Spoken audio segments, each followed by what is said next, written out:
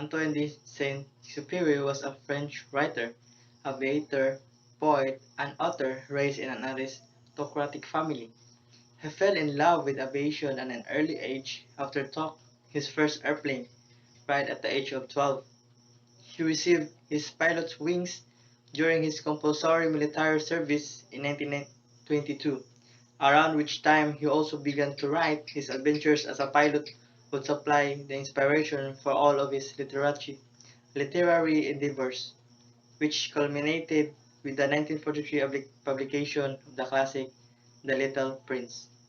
Antoine de Saint-Exupéry was born into an aristocratic family in Lyon, France, on June 29, 1900. His father died when he was a young boy, and his mother moved him and his four siblings to a relative chateau in the east.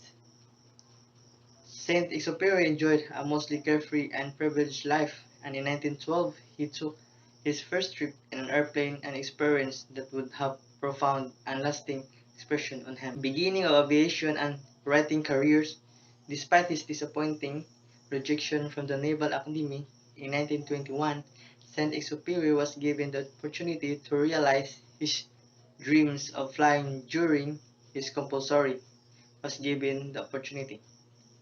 Initially working as a mechanic in the army, he learned how to fly. Saint-Exupéry became a pilot in the Air Force.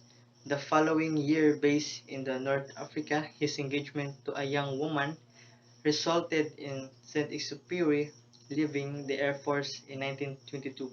However, when their relationship failed shortly thereafter, Saint-Exupéry returned to his first love, flying, and developed a new passion as well, writing.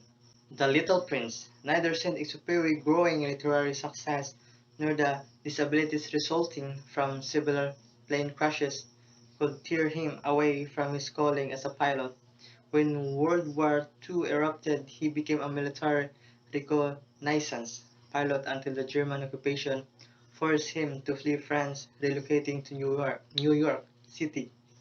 He lobbied the US government to intervene in the conflict and also continued to document his adventure, publishing Fight to Arras in 1942 and to Letter to a Hostage in 1943. However, from a literary perspective, his most important work during his period was the children's fable for adults, The Little Prince, the poetic and mystical tale of a pilot stranded in the desert and his conversation with the young prince from another planet. It was written and illustrated by Saint-Exupéry and published in both French and English in the United States in 1943, and later in more than 200 other languages. It is considered one of the greatest books in the 20th century and is one of the best-selling books of all time, becoming the subject of numerous adaptations, including a Grammy-winning children's album featuring Richard Burton and a 1974 musical film featuring Jane Wilder and Bob Fosse. Mysterious death of Saint-Exupéry never won to the rest of his laurels. In 1943, Saint-Exupéry returned to France and rejoined his squadron, insisting on flying despite his age and infirmities. On July 31, 1944, he left Corsica for a reconnaissance mission over occupied France. He never returned, and when neither he nor his plane was found, he was deemed killed in action. Saint-Exupéry's mysterious disappearance made international news and was the cause of much speculating until 2000, when a scuba diver exploring the Mediterranean Sea near Marseille discovered the wreckage of a plane that was later raised and identified as Saint-Exupéry's, though evidence indicates that he had likely been shot down. The true cause of his death remains unknown.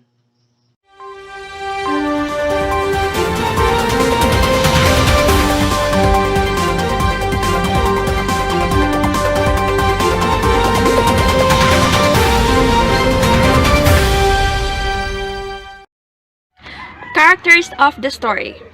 The Little Prince, one of the two protagonists of the story. After leaving his home planet and his beloved Rose, the prince journeys around the universe, ending up on Earth. Frequently perplexed by the behavior of grown-ups, the prince symbolizes the hope, love, innocence, and insight of childhood that lies dormant in all of us. Though the prince is sociable and meets several characters as he travels, he never stops loving and missing the rose on his home planet. The narrator, a lonely pilot who, while stranded in a desert, befriends the little prince. They spend 8 days together in the desert before the little prince returns to his home planet. Although he is discouraged from drawings early in his life because adults cannot understand his drawings, the narrator illustrates his own story and makes several drawings for the little prince. The narrator is a grown-up, but his view of the world is more like a child's than an adult's. After the little prince departs, the narrator feels both refreshed and saddened.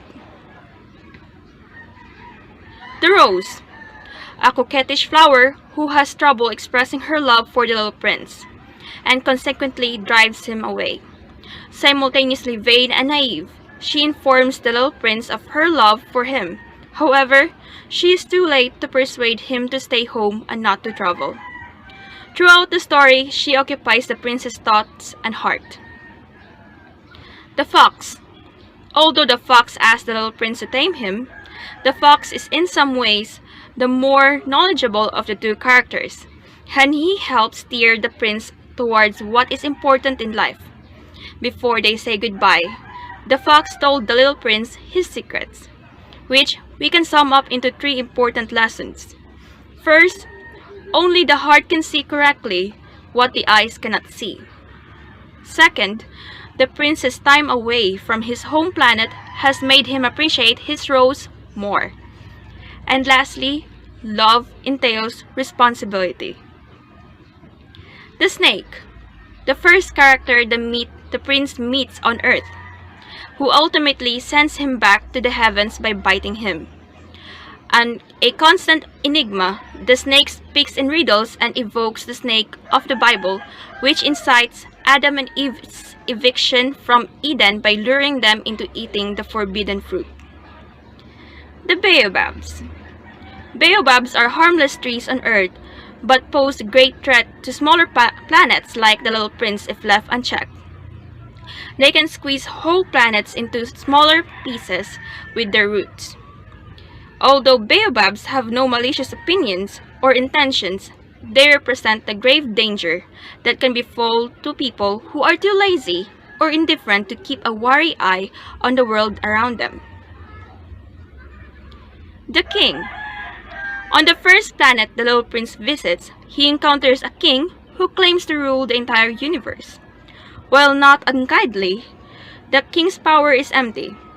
He can command people to do only what they already would do. The vain man. The sole resident of the second planet the little prince visits. The vain man is lonely and craves admiration from all who pass by. However, only by being alone is he assured of being the richest and best-looking man on his planet. The drunkard. The third person the little prince encounters after leaving home is a drunkard, who spends his days and nights lost in a stupor. The drunkard is a sad figure, but he is also foolish because he drinks to forget that he is ashamed of drinking. The businessman. The fourth person the little prince visits, a caricature of a grown-up who is too busy even to greet his visitors. The businessman owns all the stars, yet he cannot remember what they are called and contributes nothing to them. Although the little prince comments on the oddity of the grown-ups he meets, the businessman is the only character the prince actively chastises. The lamplighter. The fifth and most complex figure the prince encounters before landing on Earth. At first, the lamplighter appears to be yet another ridiculous character with no real purpose. But his selfless devotion to his orders earns him the little prince's admiration. Of all the adults the little prince encounters before reaching Earth, the lamplighter is the only one the prince thinks he could befriend. The geographer, the sixth and final character the little prince encounters before he lands on Earth. Although the geographer is full of wisdom, he refuses to learn anything about his planet, saying it is a job for the explorers. He recommends that the little prince visits the Earth, and his comments on the ephemeral nature of flowers reveal to the little prince that his flower will not last forever. The Railway Switchman. The railway switchman works at the hub for the enormous trains that rush back and forth carrying dissatisfied adults from one place to the other. He has more perspective on life than the unhappy, thoughtless passengers his trains ferry. He agrees with the prince that the children are the only ones who appreciates and enjoys the beauty of the train rides. The sales clerk.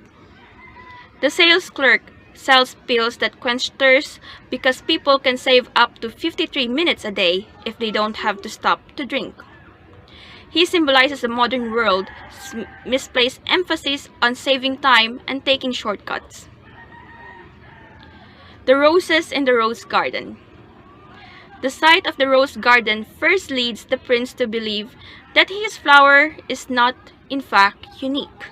However, with the fox's guidance, the prince realizes that even with so many similar flowers, they cannot stop his rose from being unique. The three-petaled flower. The three-petaled flower lives alone in the desert. Watching the occasional caravan pass by, she mistakenly informs the prince that there are only a handful of men in the world and that their lack of roots means they are often blown along by the wind. The Little Prince Echo. The Little Prince's echo is not a character, but the little prince mistakes it for one. When he shouts from a mountaintop, he hears an echo and believes that the earth people simply repeats what is said to them. The Turkish Astronomer. The first human to discover the prince's home, asteroid B612. When the Turkish astronomer first presents his discovery, no one believes him on account of his Turkish costume. Years later, he makes the same presentation wearing Western clothes, and his discovery was well received. The scientific community's treatment of the Turkish astronomer reveals that ignorance propels xenophobia, which is fear or hatred of foreigners, and racism as well.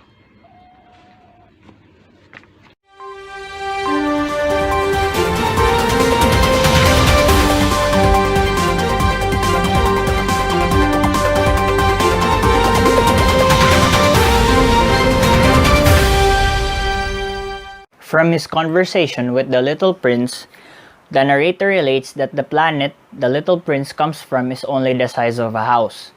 The narrator explains that when astronomers discover new planets, they give them numbers instead of names.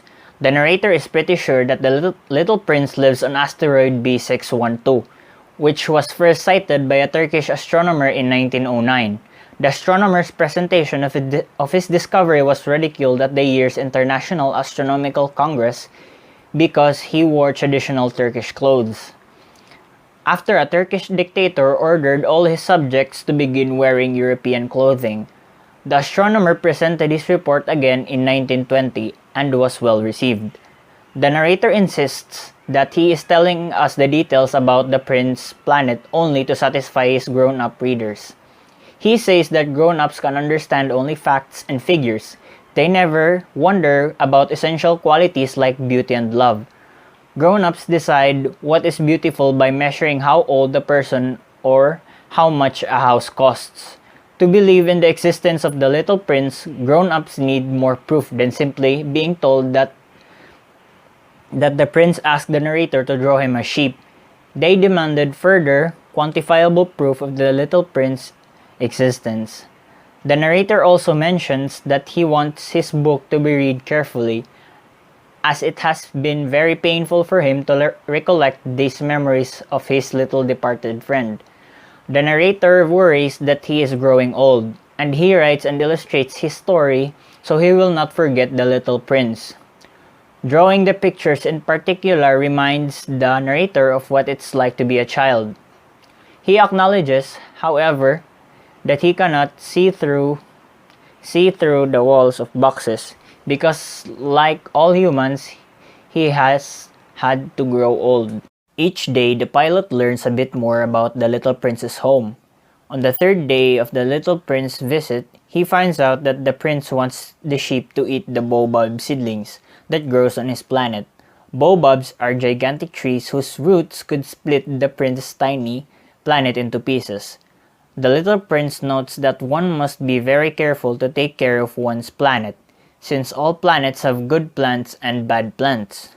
One must remain vigilant and disciplined, uprooting the bad plants as soon as they start to grow. The prince remembers a lazy man who always procrastinated and ignored three small baobab bushes that eventually grew to overtake the man's planet. The prince's instruction The narrator illustrates the overgrown planet as a warning to children. He adds that the baobab pose an everyday threat that most people deal with without even being aware of it. The narrator states that the lesson to be learned from the story of the baobabs is so important that he has drawn them more carefully than any other drawing in the book. On his fourth day with the little prince, the narrator becomes aware of just how small the little prince planet really is. The little prince is surprised that on Earth, he has to wait for the sun to go down to see a sunset. On his planet, a person can see the end of the day whenever he likes by simply moving a few steps. The prince mentions that one day he saw 44 sunsets and that sunset can cheer a person up when he or she is sad. He refuses to tell the narrator, however, whether or not he was sad on the day he saw 44 sunsets.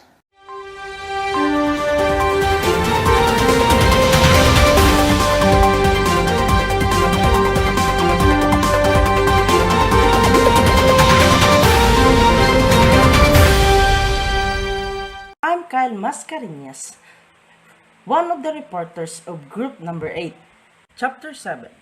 On his fifth day in the desert, the little prince wonders if this new ship will eat both bushes and flowers.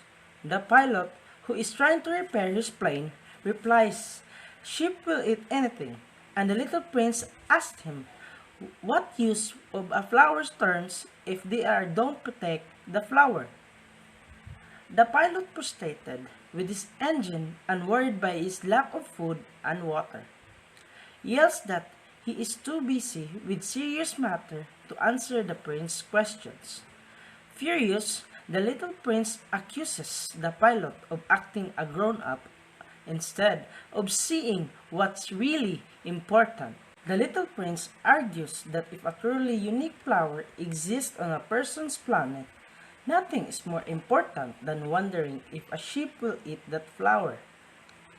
He then burst into tears, suddenly realizing that his new friend's happiness is the most serious matter of all.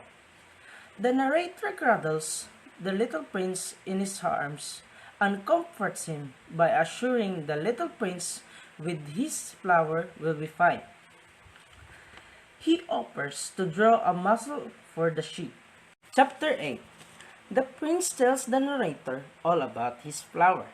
One day, the prince notices a mysterious new plant sprouting on his planet. Worried about it might be a new type of baobab, he watches it constantly at first. The sprout soon grows into a rose, a beautiful but vain creature who constantly demands that the little prince take care of her. The little prince loves the rose very much, and is happy to satisfy her requests. He waters her, covers her with a glass of glove at night, and puts a screen to protect her from the wind. One day, however, the little prince catches the rose on the verge of making a minor lie.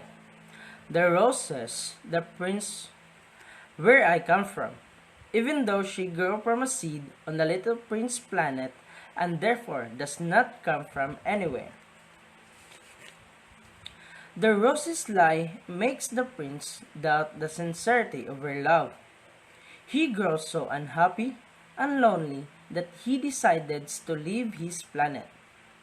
The prince tells the pilot that he would not have left if he had looked at the rose deeds instead of her words. He realizes that the rose actually loves him, but he knows he is too young and experienced to know how to love her. Chapter 9. One day of the little prince's departure from his planet, he cleans out of all three of his volcanoes, even the dormant one, and he uproots all the baobab shoot he can find. He waters his rose a final time, as he about to place the glass globe over the rose head. He feels like crying. He says goodbye to the rose at first. She refuses to reply. But then she apologizes, assures that the little prince that she loves him and says she no longer needs him to set the globe over her. She says she will be fine without him to take of her, urging the little prince to leave. The rose turns away so he will not see her cry.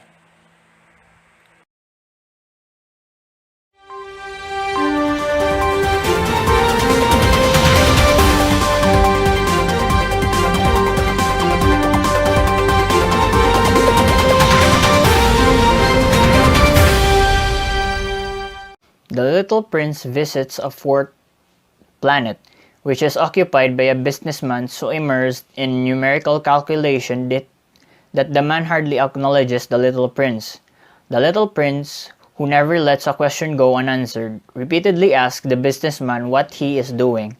The businessman protests that he is a serious person that has no time for little prince's questions.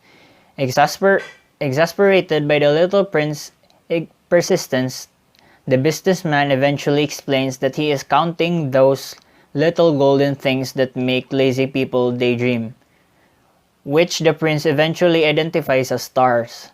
The businessman explains he counts the stars because he owns them. The little prince thinks that the businessman's logic is absurd, as a drunkard's, but he accepts that the businessman owns the star because the man was the first person to think of claiming ownership of them. The prince asks what the businessman does with the stars, and the businessman replies that he notes their numbers and places the numbers in a bank. The prince argues that such actions do not deserve to be called serious matters. He owns a rose and three volcanoes. He points out, but he takes care of them. His ownership is therefore useful, he claims, whereas the businessman is not. The businessman is left speechless by this remark, and the little prince moves on, observing that grown-ups are truly extraordinary. The fifth planet the prince visits is extremely small, just big enough for a street lamp and its lamplighter. The prince considers the lamplighter to be as absurd as the others he has met yet. Yet he finds that the lamplighter performs a beautiful and therefore useful task. The lamplighter, who is under order to extinguish his lamp during the day and light it at night, frantically puts the lamp out and then turns it back on. He explains that his orders used to make sense, but his planet now turns so fast that a new day occurs every minute. The prince admires the lamplighter's sense of duty and notes that of all people he has met, the lamplighter is the only one whom he could befriend. He advises the lamplighter to walk along with the sunset in order to avoid having to extinguish and rekindle the light continually. The lamplighter says what he really wants is sleep. Unfortunately, the planet is too small for two people. The prince departs, sad to leave the lamplighter and a planet that has 1,440 sunsets every 24 hours. On the sixth planet he visits, the little prince meets a man who writes books. The man explains that he is a geographer, a scholar who knows the location of all the seas, mountains, cities, and desert. When the prince asks the geographer about his planet, the geographer says he knows nothing about his own planet because it is not his job to explore it. A geographer collects information from an explorer and then investigates the explorer's character. If the explorer has a good character, the geographer investigates the explorer's discovery. The geographer asks about the little prince's planet. The little prince tells him about his 3 volcanoes and his flower. The geographer says that he doesn't record flowers because they are ephemeral, which he defines as threatened by imminent disappearance. The little prince is shocked to learn that his rose is in such danger, and he begins to regret having left her.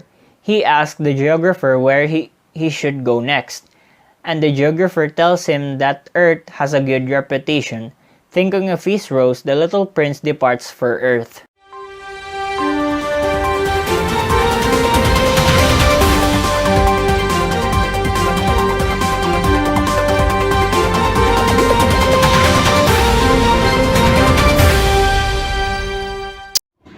Summary for Chapter 16. The narrator introduces Earth to the little prince, who had never even imagined such a big planet. The narrator describes the almost 2 billion grown-ups the Earth contains, hundreds of kings, thousands of geographers, hundreds of thousands of businessmen, and millions of drunkards and vain men. The narrator also mentions that before the advent of electricity, Earth held 462,511 lamplighters who would perform a kind of global dance each day, unconsciously coordinating their movements as the sun swept across the turning planet.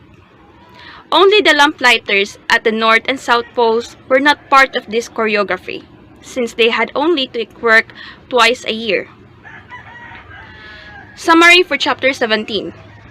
The narrator admits that his description of Earth gives a distorted picture because humanity takes up only a very small percentage of the space on Earth and is not nearly as important as most people think it is. When the prince arrives on Earth, he is surprised to see no one. He meets a snake who informs him that he is in the African desert where there are no people. The little prince remarked that it must be lonely in the desert, and the snake enigmatically replies that it can be lonely among men also. Alluding to his poisonous bite, the snake suggests that he could send the prince back to the heavens with one touch. But then he decides that the prince is too innocent for him to do so. The prince asks why the snake always speaks in riddle. The snake answers, "I solved them all," and they both fell silent. Summary for Chapter 18. Searching the desert for men, the little prince encounters a 3-petaled flower. The flower, who has at one point seen a caravan pass by, tells the little prince that there are only a handful of men on Earth, and that they have no roots, which lets the wind blows them away and makes life hard for them. Summary for Chapter 19. The little prince climbs the highest mountain he has ever seen. From the top of the mountain, he hopes he will see the whole planet and find people. But he sees only a desolate, craggy landscape. When the prince calls out, his echo answers him, and he mistakes it for the voices of humans. He thinks Earth is unnecessarily sharp and hard, and he finds it odd that people of Earth only repeats what he says to them. Summary for Chapter 20. The prince eventually finds a road that leads him to a huge rose garden. He is stunned to see and find so many flowers that look just like his rose, who had told him she was unique. He begins to feel that he is not a great prince at all, as his planet contains only 3 tiny volcanoes, and a flower he now thinks of as common. He lies down in the grass and cries.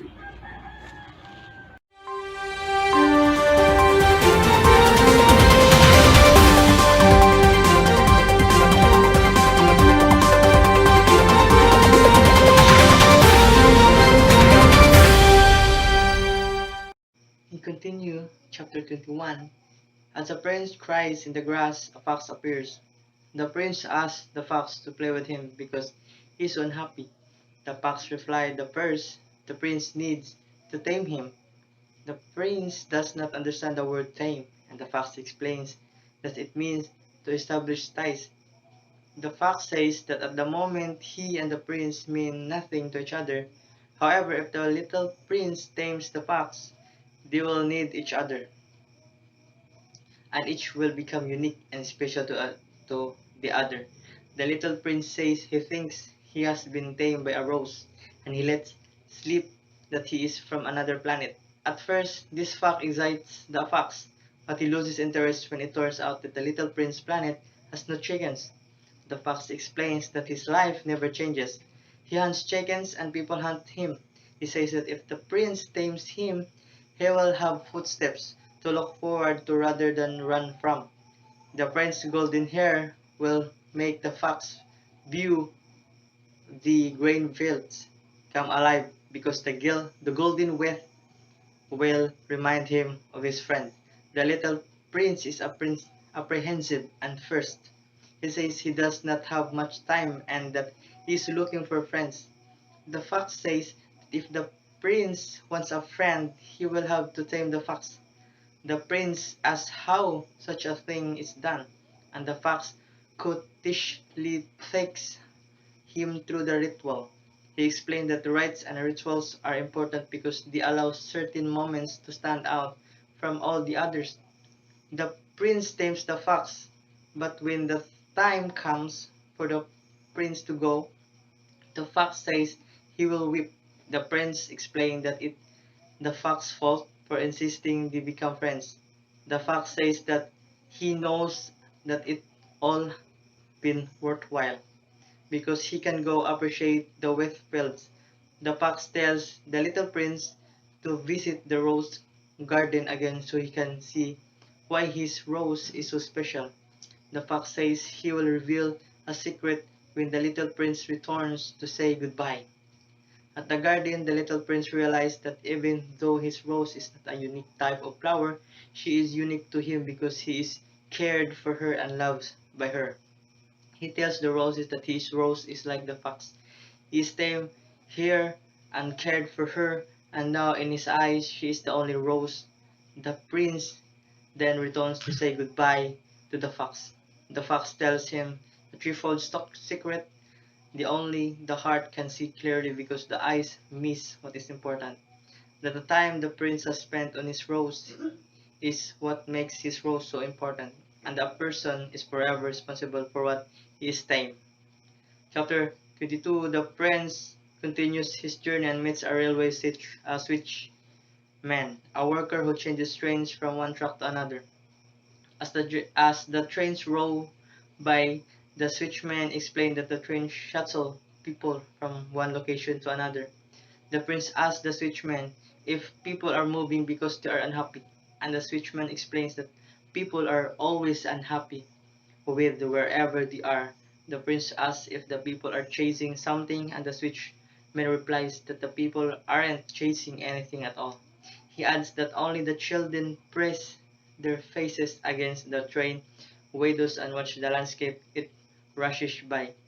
The prince remarks that only the children know what they're looking for. The children can make a rag doll so important that when it taken from them they cry. The children, the switchman replies, are the lucky ones. In chapter 23, the little prince then met a sales clerk who is selling pills invented to quench thirst. The merchant explained that taking the pills means a person never has to drink anything, which can save as many as 53 minutes a day. The prince replies that if he had an extra 53 minutes, he would spend them by walking very slowly toward a cold fountain.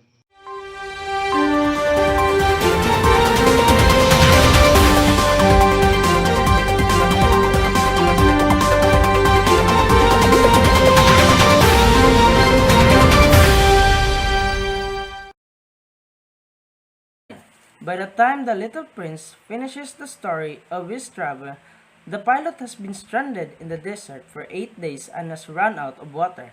He is too worried that he will die of thirst to want to hear any more about the prince or the fox. The prince replies that it's still good to have a friend, even if it's one about to die of thirst. The prince says he is also thirsty and proposes that they search for a well. Despite the absurdity of such an endeavor, the narrator agrees. As they walk, the prince and the pilot talk about beauty. The prince explains that the desert is beautiful because somewhere it conceals a well. Remembering a bodyhood home that was made special for him by rumors of buried treasure, the narrator is stunned to realize that the source of beauty is always something secret and invisible. The prince is happy that the narrator agrees with the fox's lesson and drops off to sleep. The narrator continues to walk with the sleeping prince in his arms, stirred by the fragile beauty of the little prince, who loves his rose so deeply. At daybreak, he finds the well for which they have been searching.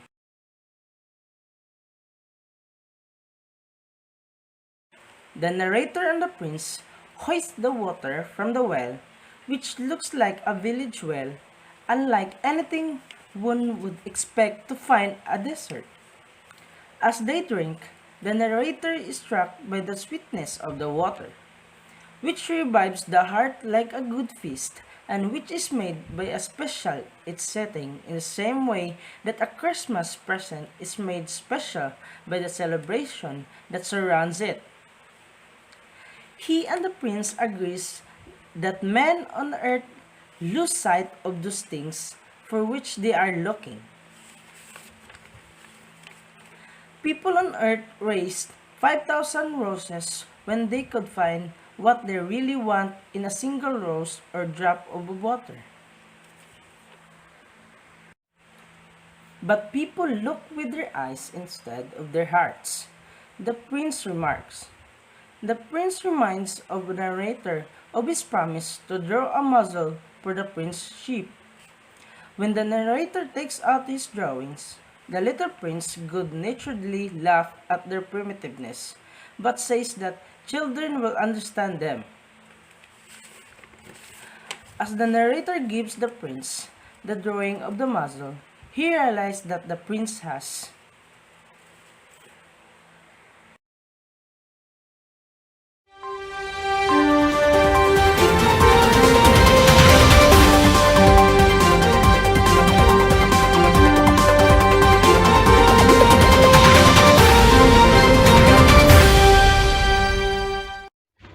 Summary for Chapter 26.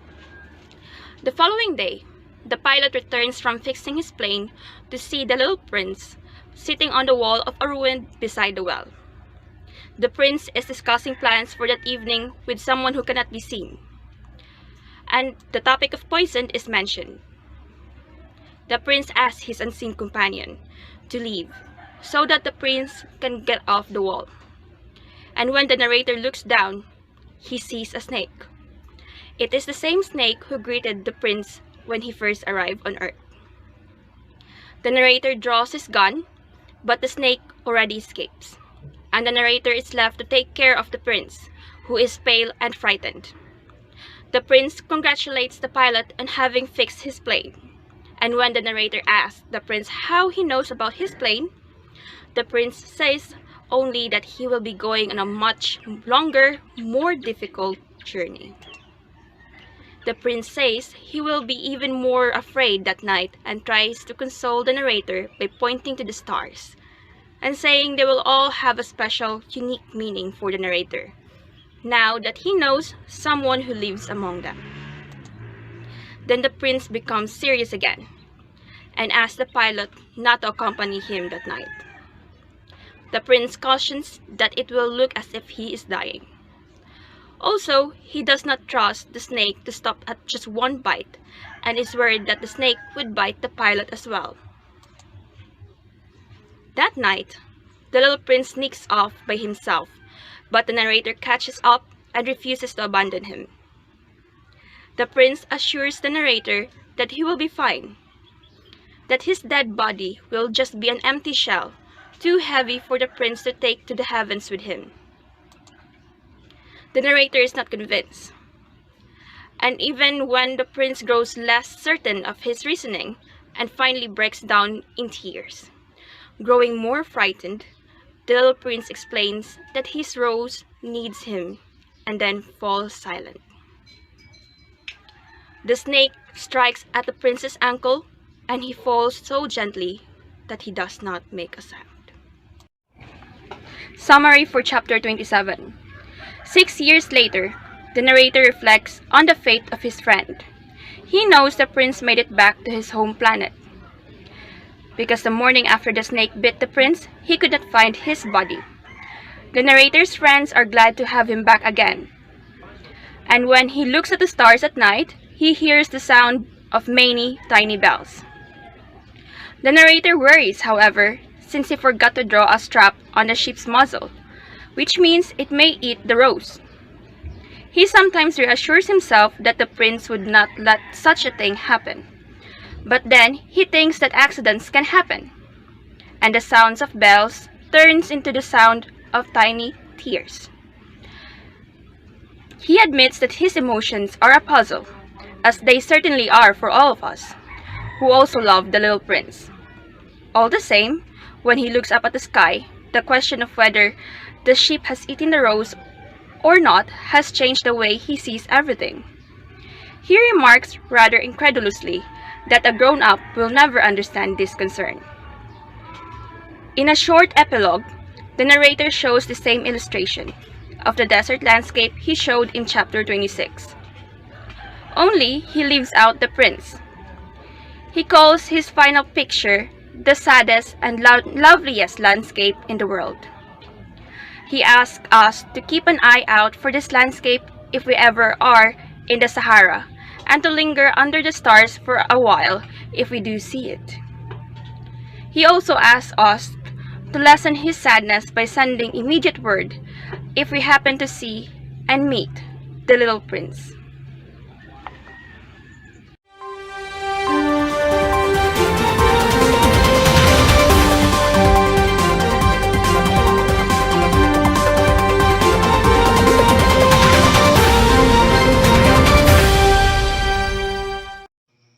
Themes: the dangers of narrow-mindedness.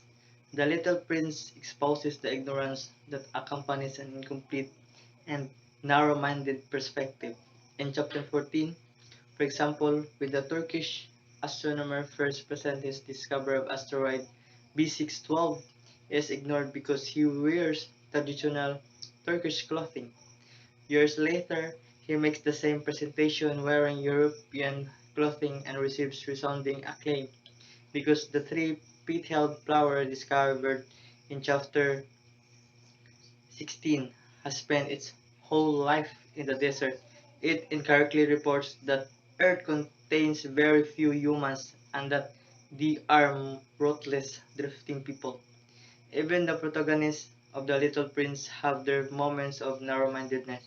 In chapter 17, the narrator confesses that his previous description of Earth focused too much on humans.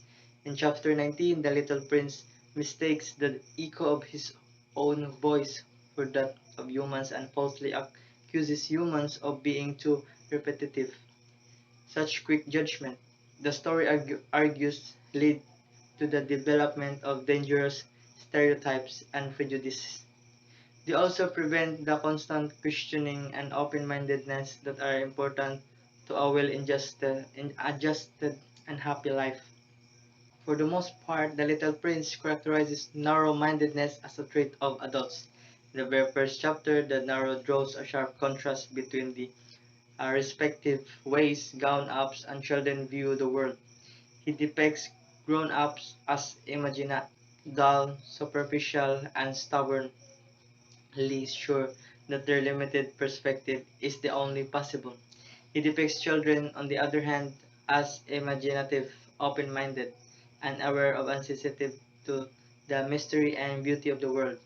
In the story opening page, the narrator explains that grown-ups lack the imagination to see his growing number one, which presents a boa constrictor swallowing an elephant as anything other than a hat.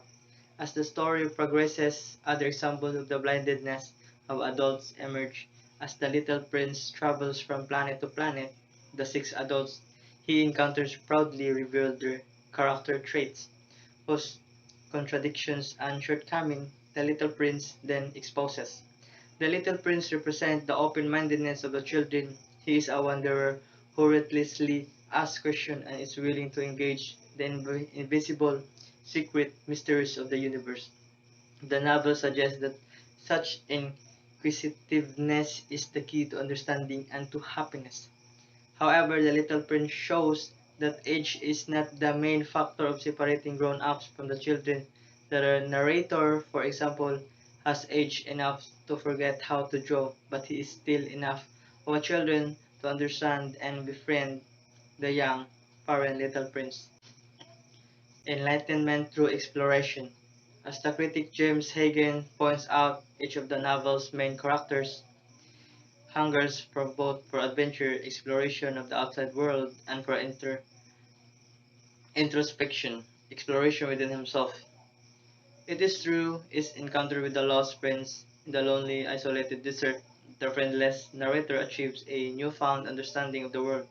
But in his story of the little prince travels, Saint Exupéry shows that the spiritual growth must also involve active exploration. The narrator of the prince may be stranded in the desert, but they are both explorers who make a point of traveling the world around them. Though a combination of exploring the world and exploring their own feelings, the narrator and the little prince come to understand more clearly their own natures and their places in the world. Relationships teach responsibility. The little prince teaches that responsibility demanded by relationships with others leads to a greater understanding and appreciation of one's responsibilities to the world in general. The story of the little prince and his rose is a parable, a story that teaches a lesson about the nature of real love. The prince's love for his rose is the driving force behind the novel. The prince leaves his planet because of the rose. The rose permeates the prince's discussion with the narrator, and eventually the rose becomes the reason the prince wants to return to his planet. The source of the prince's love is his sense of responsibility toward his beloved rose. When the fox asked to be tamed, he explained to the little prince that investing oneself in another person makes the person and everything associated with him or her more special. The little prince shows that what one gives to another is even more important than what that other gives back in return.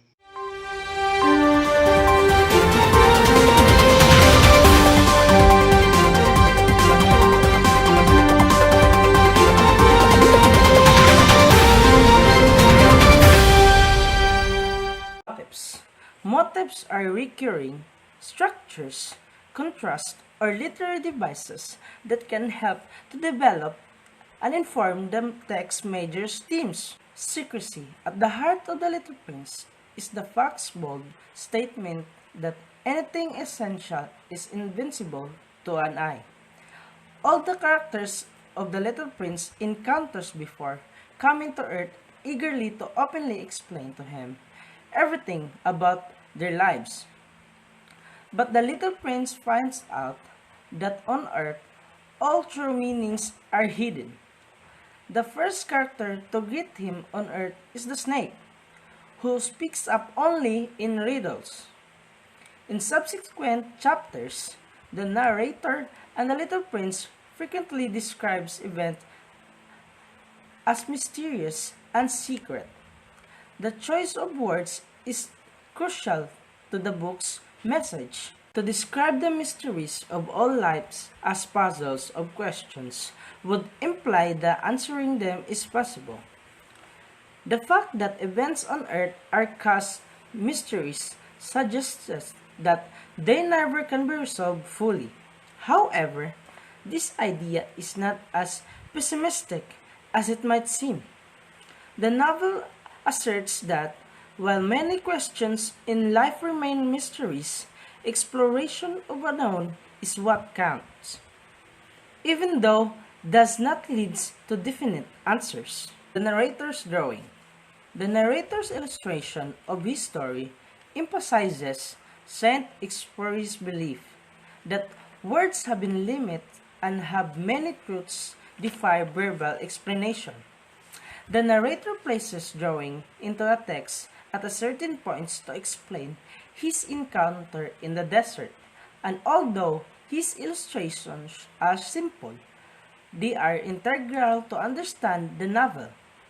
Saint Exupéry defies the convention that stories should be only text and enriches his work by including pictures as well as words. The drawings are also allow the narrator to return his lost childhood perspective. He notes that he uses his drawing number one to test adults he met. The drawing is actually of a boa constrictor swallowing an elephant, but not to most adults it looks like that. Whether or not a character recognizes the drawing as a hat indicates how close-minded he is. The narrator notes several times in his story that drawing is very difficult for him because he abandoned it at the age of 6. After finding that adults were unreceptive to his drawing, therefore, his decision to illustrate his story also indicates his return to the lost innocence of his youth. Taming Saint Exupéry's tale is filled with characters who either should be or have been tamed. The fox explains that the taming means creating ties with another person so that two people become more special to one another. Simply contact, it is not enough. The king, the vain man, the drunkard, the businessman, the geographer, and the lamplighter all met at the prince, but are too stuck in their routines to establish proper ties with him. The fox is the first character to explain that in order to be truly connected to one another, certain rites and ritual must be observed and too. Last is serious matters. The concept of serious matters is raised several times in a novel, and each time it highlights the difference between the priorities of adults and children. To adults, serious matters are those relating to business and life's most basic necessities. For example, the businessman who owns all the stars refers to himself as a serious person, an obviously ridiculous claim since he has no use for and makes no contribution to his property.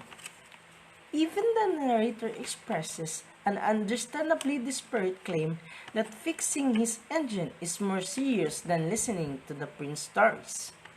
However, the narrator soon admits that the engine troubles in truth pale in comparison to the little prince's tears. Saint Exupéry clearly sides with children, represented by the little prince, who believe that serious matters are those who of the imagination for the little prince.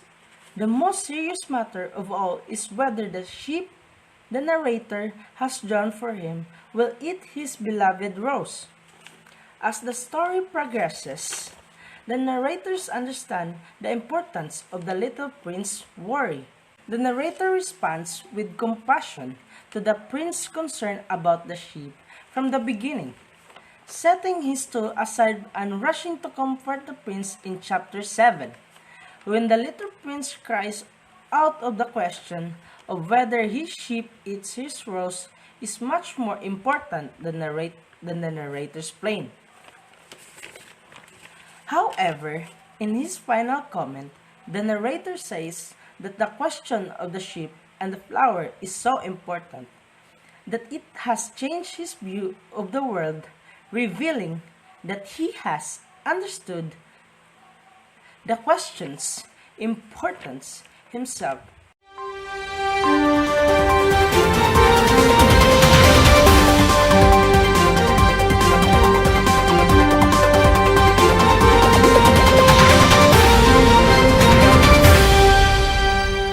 Symbols.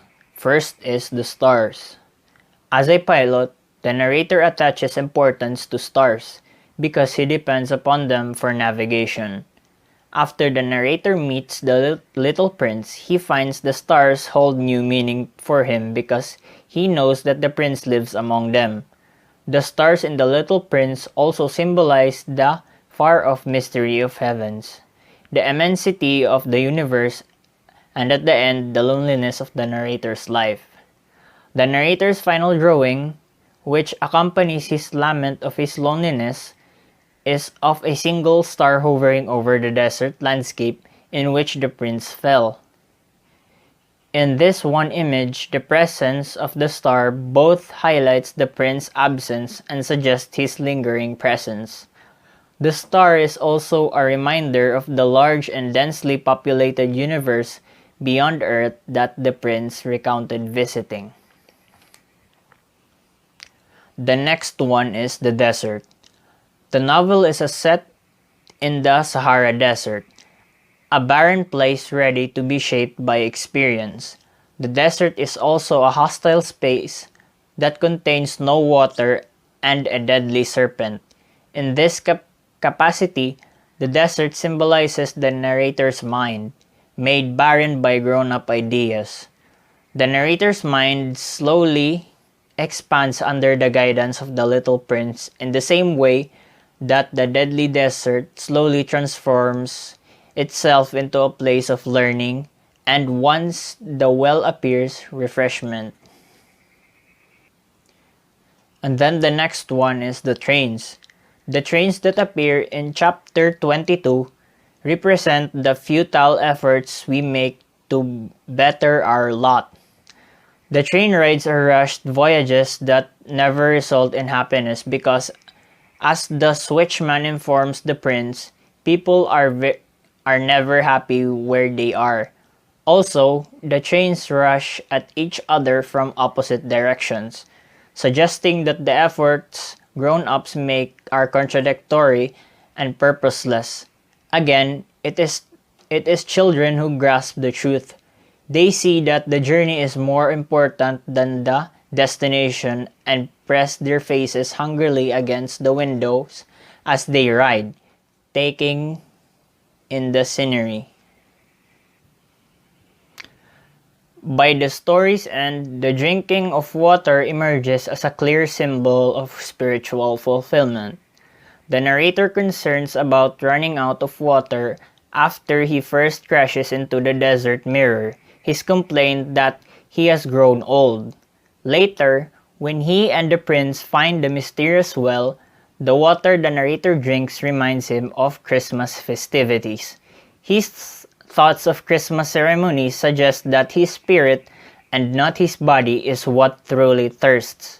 The sales clerk sells a thirst-quenching pill, but the little prince reveals that there are no true substitute for real spiritual food. The pill may quench one's desires, but it has little to offer in the way of real nourishment.